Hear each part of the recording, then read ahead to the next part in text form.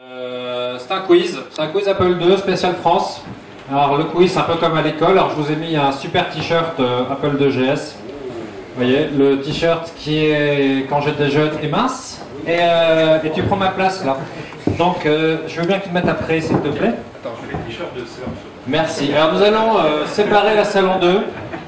Jean-François passe pas derrière moi, tu ne verras pas les réponses. Ceux qui s'appellent Olivier et les autres. Alors, ouais, tous les Oliviers. Non, alors faites une séparation un peu claire, gauche-droite s'il vous plaît. Mettez-vous avec les gars qui connaissent un peu l'Apple II en France. Hein.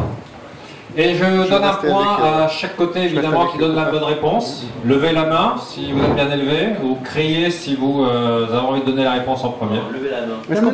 Est-ce qu'on peut lancer un Olivier? Non, il n'y a pas de buzzer. Il n'y a pas de lancer Mais je prévois pour l'année prochaine des buzzers. Si on crie, c'est nul et le point va... Nous avons 28 questions. 28 questions dédiées à l'Apple II, découpées en 4 trucs. Et si vous répondez mal, alors je fais 56 questions. Alors, c'est Microsoft parler fort. il faut parler fort, mais je parle fort et je parle dans le micro pour les sourds. Pour eux. Ah, pour eux, oui, mais je répéterai la réponse si vous la donnez. Première question. J'ai fondé la première revue consacrée à l'Apple II en France. Qui suis-je? L'éditeur. Qui suis-je? Hervé Thiriez. Qui l'a dit en premier là? C'est François? Non, c'est par là. Didier. Hervé Thiriez. Hervé Thiriez. Il a fondé Apple, la revue Pops, avant qu'Apple France n'existe. Septembre 81. Septembre 81, 50 numéros, et après le matériel a fait pchit. Non, ça fait mal. Donc la deuxième question, je viens de donner la réponse. Comment s'appelle la revue? Bravo, à droite, un partout. Bien joué. Vos réponses sont bonnes. On se fait chier là. Alors, On se fait voler la victoire. je suis pour un point toujours, je suis le premier, et attention, hein, parce qu'il y a quand même une ruse dans la question, je suis le premier revendeur, distributeur, mais également filiale Apple II en France. Sonontech. Cédrine. Ah, Cédrine. Vous êtes dans la même équipe, vous avez du bol. Bravo. S'ils répondent, ils devraient s'auto... Alors, il y avait quoi? Il y avait eu d'autres importateurs avant qui? Apple.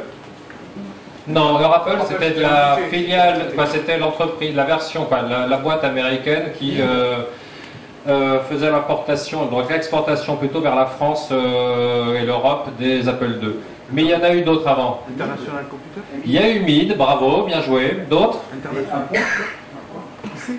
IC, oui, c'est arrivé plus tard, je pensais à des tout premiers. ISTC et Sonotech, comme tu l'as dit tout à l'heure. Donc là, Jean-François, t'es de quelle équipe? L'équipe, ouais, exactement. Très bien. Comment s'appelle le fondateur d'Apple Cédrine? Jean-Louis Gasset. Jean-Louis Gasset, bien joué.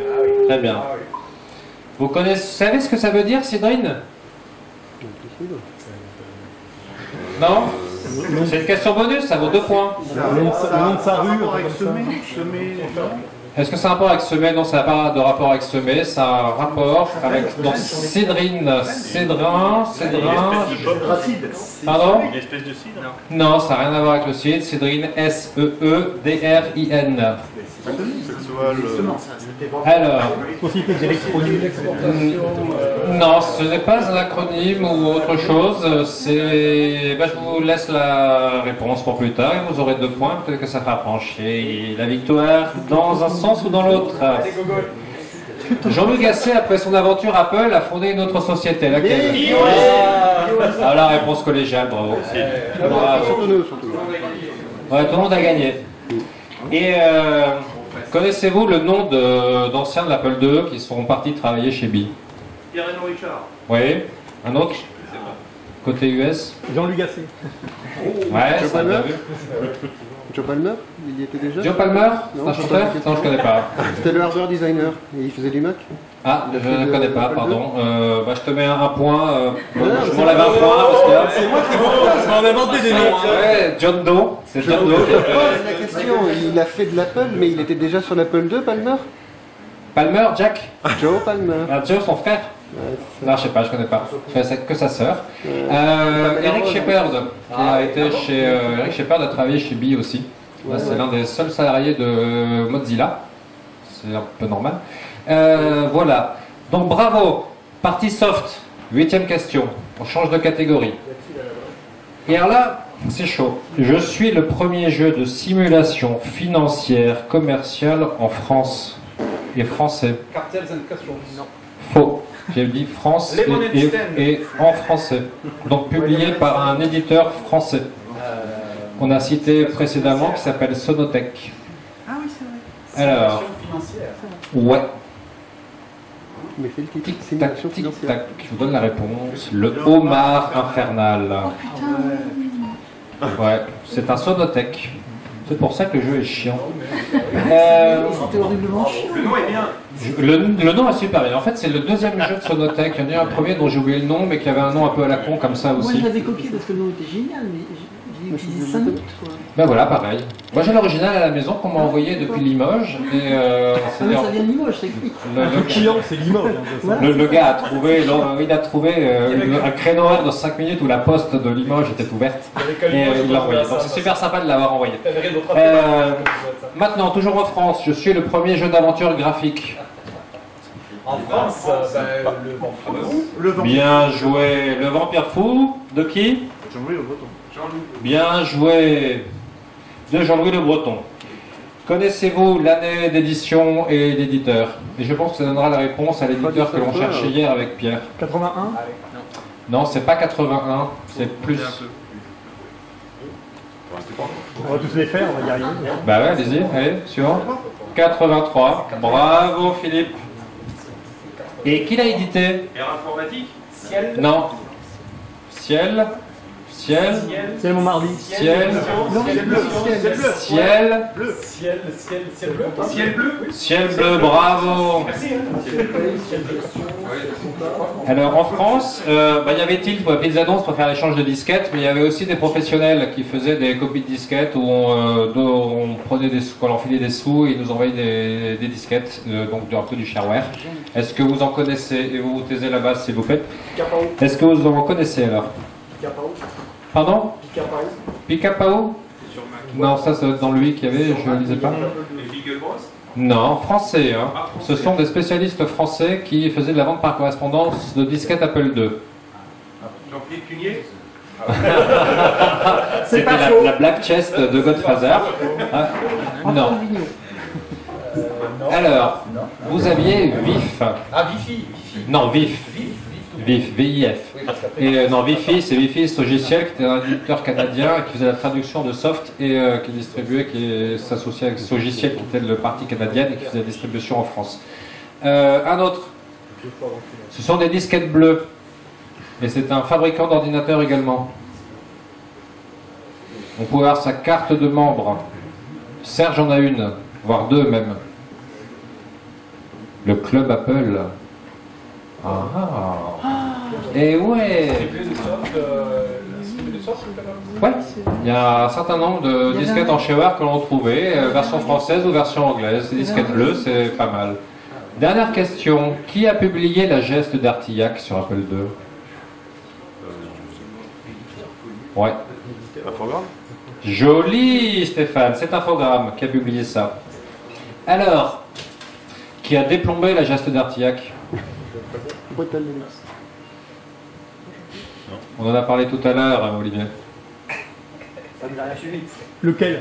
Il était à la FTA Worms Party, il était un foutu de boot and disquette. Ah oui, Oui. Chip Select. Chip Select, exact. Excuse-moi. Bravo, Ah, c'est l'âge. Hein. Jean-Philippe. Non. Alors moi je suis allé voir à propos de la geste et de Hold Up et de Mandragore et machin, quoi, tous les trucs protégés par Softman, dit Emile Nguyen ou inversement, et déplombés par Chip Select.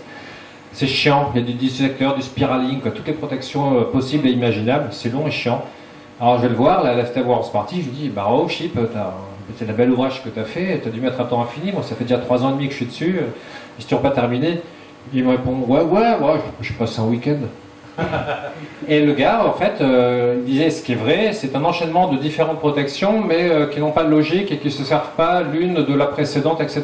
Donc, vous en passez une, vous récupérez le code, vous continuez, vous passez l'autre, vous récupérez le code, etc. Donc après, vous avez des petits bouts et vous reconstruisez la disquette. Donc voilà, il y a passé un week-end. Donc, je pense pas qu'Infogramme en ait vendu beaucoup.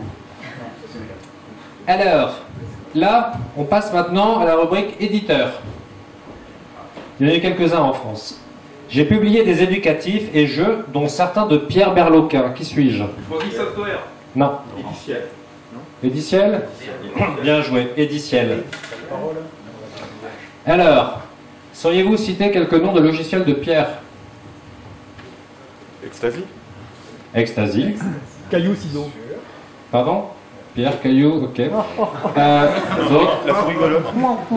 Si vous avez assisté à sa présentation, il y avait une image jolie. Bravo, il y a un visuel au fond de la salle. Naja, un autre logiciel de Pierre. La souris golotte. La souris golotte, bien joué. Et un autre, je vous le donne en 1000. Naja 2. Hop, et hop. Alors, quel est le jeu que Pierre n'a jamais publié? Un jeu d'échecs. Non, il a été publié. Joli, bravo Patrice. Naja 3 n'a jamais été publié, il existe, hein, j'ai le code source. Le jeu sur lequel Pierre travaille, Naja 4. Je suis un célèbre RPG américain traduit. Call of Duty. Non, traduit et publié par Édiciel. Qui suis-je? Wizardry. Non, je pensais pas à celui-là, mais c'est vrai qu'elle est sorcellerie, mais je pensais pas à lui. Un autre? Ultima, quel numéro? Perdu. 3. 3. Ultima 3 version française. Donc je mets le point à l'équipe de gauche. Bien joué. Je suis un éditeur français qui a publié de nombreux logiciels professionnels, quelques jeux, quelques trucs ésotériques, etc. Qui suis-je? Pardon? PFS? Non. Logiciel. Pas logiciel. Non, logiciel professionnel. Hein. Version soft, pas mal. Ouais. Ils ont publié des jeux version soft? Oui. Ils ont publié un jeu ou deux, Puzzle, et un autre, Les Animaux de la Ferme. D'accord. Ok. Ça va échanger. Ça fait rêver, hein. Vous les connaissez pas, ceux-là? Et ça valait 400 balles. Hein. Ça fait mal. Ok, bon, chute. Hein. Mais elle répond de moi. Hein. Est-ce que vous connaîtriez quelques noms de personnel de l'équipe de version soft? Barthelet. Ouais, Luc Barthelet. D'autres? Il n'y a pas Rémi Herbu. Richard Thibert, ça vous cause? Non. Henri Lamiro? Oui. D'accord. Et ceux qu'on a cités là, style Henri Lamiro, vous savez ce qu'il a édité comme logiciel, ce qu'il a pondu? Non. Il a fait. Aussi bien sur Apple II ou GS. Hein. Gestion 2. Il a fait les gestions 2, il a fait beaucoup de trucs chez Club Apple, le Télébasique, je crois également. Ou c'était Joël Bernard, mais je crois qu'il y a du Lamiro. Et est-ce que vous savez ce qu'il a fait après, monsieur Lamiro? Vous savez le boulot qu'il avait? Ouais. J'ai des enfants, mais il paraît que lui non. Ah bon? Ah non? D'accord. Il était, ce monsieur, il était iOS Engineering VP à Apple. Donc en fait, il était à la tête de la partie software, je crois, d'iOS. Il est parti à la retraite il y a 1 an ou 2. Et donc il a changé. Il a fait GS Paint aussi sur l'Apple II GS. Et donc après, il a changé. Il est passé sur une machine très moderne. Richard Thibert, est-ce que vous savez ce qu'il a écrit et qui a servi à version soft tout au long du développement de version soft? Un assembleur. Ouais, un assembleur, Olivier. Lequel? Procode, Encode. C'est Procode. Bien joué. Il a écrit Procode. Et il a écrit aussi tous les systèmes de protection des versions soft. C'est lui qui a tout pondu. Il avait un copieur basé sur Locksmith Fastdisk Backup où on mettait le master à gauche et on ressortait avec la copie à droite. Et alors Luc Barthelet, que vous avez cité tout à l'heure. Ouais, il a été chez Electronic Arts, effectivement. Est-ce que vous savez des softs Apple II qu'il a écrits qui ont été très connus, beaucoup de succès? SimCity, non, c'est comme ça, non? Apple II, non, pas SimCity. Sur Apple II. Le traitement de texte, on l'a vu hier dans la présentation de Pierre. Epistole. Épistole. Bien joué, bravo. T'es à gauche ou à droite là? Ok, good. Et un autre très connu, tableur. Version calque. C'est version calque, DHGR, etc. Bien joué. Donc lui, il était après Maxis General Manager et VP Tech at EA. C'est ça. Voilà ce qu'il a fait après. Oui, Sim, c'est. Maintenant, nous allons passer à la dernière partie du quiz, sur la partie matérielle. Tadam. Citez-moi le nom de sociétés qui ont réalisé les premières cartes d'extension sur Apple II. Applied Engineering. Pardon? Applied Engineering. Applied, non. Française. Française, hein, les garçons, toujours. Et les filles, pardon. Il y a pas Mille, bravo. D'autres? C'était même d'autres, quelque chose. Alors Mid, c'est Gilles Deban. Gilles Deban, c'était un ingé super brillant qui pondait des cartes Apple II comme d'autres, des lignes de code avec des sprites qui bougent et des vector balls. Et super brillant, très, très efficace.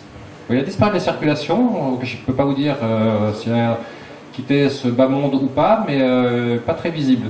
Et pourtant, je pense qu'on pourrait apprendre beaucoup de choses de lui. Et on parle du MIT, qui était un magasin de Richard Noir. On parle de micro-informatique diffusion. Micro-informatique diffusion, c'est la même boîte qui faisait des cartes pour Apple II. dont j'étais en fait. C'est la même chose. D'autres boîtes, on en a cité quelques-unes en plus tout à l'heure. Il n'y a pas de même soft ou quelque chose de même soft. Pardon? Même soft J'entends pas. Même soft ou même dose. Oui, mais ça c'est vieux ça. Les premières, je parle. Mettez-vous en 77, 78. Quand vous n'étiez pas né. On n'était pas nés. Ouais. ISTC, Sonotech, Oui, bah oui, oui, oui. les mêmes. Encore bah oui. Ouais. Et Appletel. Et Apple Tel, ouais, mais c'est arrivé après l'Apple Tel. Faut y trouver ça. Le nom de la société qui a fait des cartes RGB reconnues sur Apple II. Joli. Quel côté le chameau? Ok.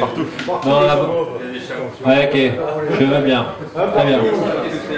Alors là, c'est une question bonus. Si je vous dis DGA1, vous me répondez? DGA, Ouais. C'est une carte d'acquisition vidéo sur Apple II et Apple II GS. Bon, ils ont dû en vendre 4. Hein. Merci pour la question. Et t'en as acheté 3. J'en ai 2, ouais. Ouais. Sonotech, Non. Je pense que... ISTC. Non. Antoine Vigneault. Non. Non. Moi, je fais pas de hard, je fais que du soft. Donc, non. Bah, pas. Tant pis pour vous. La question bonus à 2 points, c'était Nautil. Nautil, c'est une boîte française qui n'est pas très connue et qui a fait des cartes série, des cartes parallèles, des cartes d'acquisition vidéo, des cartes de tous les Pas types. fait une carte de synthèse vocale, Nautil? Nautil a fait 2 cartes de synthèse vocale, la synthète et la synthète. Oui. La synthé et la synthète. Oui. Ne me demandez pas la différence, il y en a une qui a 2 chips. Je crois qu'il y en a une qui fait le speech, mais l'autre ne fait pas le Oui, speech. oui, oui. Qui suis-je? Je suis allé à Cupertino expliquer le fonctionnement des normes vidéo européennes à Apple dans les années 70. Pierre Berloquin. Non, ce n'est pas Pierre Berloquin. On essaye. Hein. Agnès? Paul Lafonta. Bravo Agnès, c'est Paul Lafontaine. Ah, Agnès. Ah, Agnès. Ah, voilà. Alors, que suis-je? Je suis le Benjamin Griveaux de l'Apple II. Le barbu, là, le petit, là. Je suis le Benjamin Griveaux sur Apple II. Qui suis-je? Alors, première question. Qui est Benjamin Griveaux? Ah, Un mec aime Calimoche. ouais, là j'avoue, merde. J'aurais dû faire... Porte-parole du gouvernement. C'est le porte-parole du gouvernement. La carte porte-parole d'Ediciel. Bravo Christian. Ah bah ouais. Il y a un Eh mec qui ouais. connaît le Vous êtes dans la gouvernement. même équipe, vous avez du bol. Avant-dernière question. L'équipe 1 a 2 points d'avance. Hein. Quelle grande société a réalisé dans le plus grand secret, et en fait les ingés bénéficiaient des installations qu'il y avait dans la boîte, un clone d'Apple II? Une grande boîte française. Alors, je ne sais pas si elle était grande, mais TMS faisait là. Non. TMS. Non. Ça veut dire quoi TMS? C'était les brésiliens de là. Non, c'est. Les Français? Non, ça ne dit rien ça. Une grande boîte française d'électronique. Thomson. Non. Thomson, joli. Thomson a fait un clone d'Apple. Thomson, oui, en fait, c'est un peu comme dans de nombreux laboratoires d'électronique où il y avait des gars qui faisaient des clones des clones de décodeurs canal. Ben, les ingés Thomson, ils s'amusaient à faire des clones d'Apple II. Mais ça n'a pas été frappé, Thomas. Non, non, non, non. Non, il y en a une dizaine ou une vingtaine qui ont été fabriqués que le mec s'amusait à faire. C'est un POC. Bon, c'est peut-être pas un POC, non, c'est un truc d'ingé, quoi. Tu en as un? Tu avais fait une publication là-dessus. Ouais, j'en avais un. Non, j'en avais un. Je l'ai vendu à un gars. Alors, dernière question. Antoine, Yes. je revendique quand même une bonne réponse. Le fameux TMS, c'est pour 3 microservices de la ville de 3. Je te remercie. TMS, TMS, ah ouais, ils ont fait après le trouble musculo-squelettique ou je sais pas quoi de Yannick, c'est aussi le 3 microservices. Dernière question. Et à 7, ça aurait fait 7. La question qui compte double, donc l'équipe 2 peut gagner. Quel est le dernier produit hardware réalisé? Alors attention, ce squeeze a été réalisé avant que Fabien n'arrive avec son produit miracle. Donc avant Fabien, quel est le dernier matériel périphérique qui a été créé, vendu un petit peu pour Apple II en France et par un Français? Tu peux reposer la question, Je suis le dernier périphérique conçu, fabriqué et vendu par un Français en France pour Apple II. Pardon? Ah, c'est pas en France? Non, non, c'est pas en France. Le joystick de Mario, elle s'y a été vendue. Oui, Patrice. La carte Guimau de Torlus. Non. Non, c'est pas Solotech. Non. Alors, je vais vous donner un petit indice. C'est une carte que l'on branche sur sur le port contrôleur disque SmartPort. Et la question compte double. C'est Unisdisc, genre Unisdisc? C'est genre Unisdisc, avec un boîtier joli, plastique, Rockstar couleur. Non, non, Rockstar c'est américain. Non, non, parce que c'est un. Vous y mettez une clé USB. C'est un petit boîtier très joli en forme de lecteur de disquette 3,5. Vous branchez ça sur le port SmartPort. Pardon? Je l'ai présenté il y a 2 ans, effectivement. Non, je l'ai vendu il y a 1 an, je crois. F-Disc, un truc comme ça? C'est pas F-Disc. Non? C'est pas les équipes de Jean-François Del Nero? Non, c'est pas Jean-François JFD. Non, ce n'est pas lui. Non. Alors, la question qui compte double? Donc en fait, l'équipe 1, elle s'en moque, parce que de toute façon, elle a gagné si l'équipe 2 ne trouve pas. Donc ça va plutôt motiver l'équipe 2 à trouver. Alors, si je vous dis SmartPort Virtual HD de Cédric Pelletier, le SPVHD, C'est de la niche, ça, c'est de la niche. ben, c'est pareil. Donc ça a non, été il l'a vendu. jamais vendu. Si, il l'a vendu, bien sûr. Il l'a vendu. Et donc c'est le dernier produit. Autant que les VGA.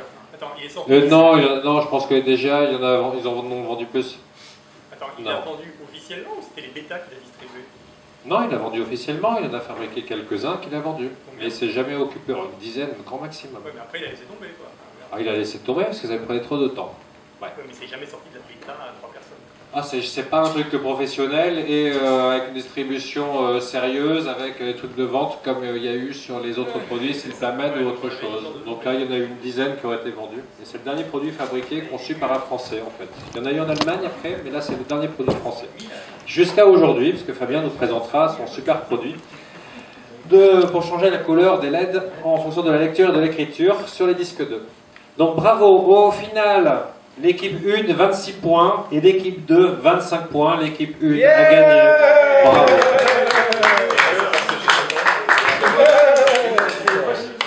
Bravo. Attends, on était plus de ce que t'as lâché. Ah, c'est ça. Qu'est-ce qu'on gagne? C'est quoi alors? À voir! Vous gagnez ma reconnaissance éternelle. Bravo. Bravo. Bravo.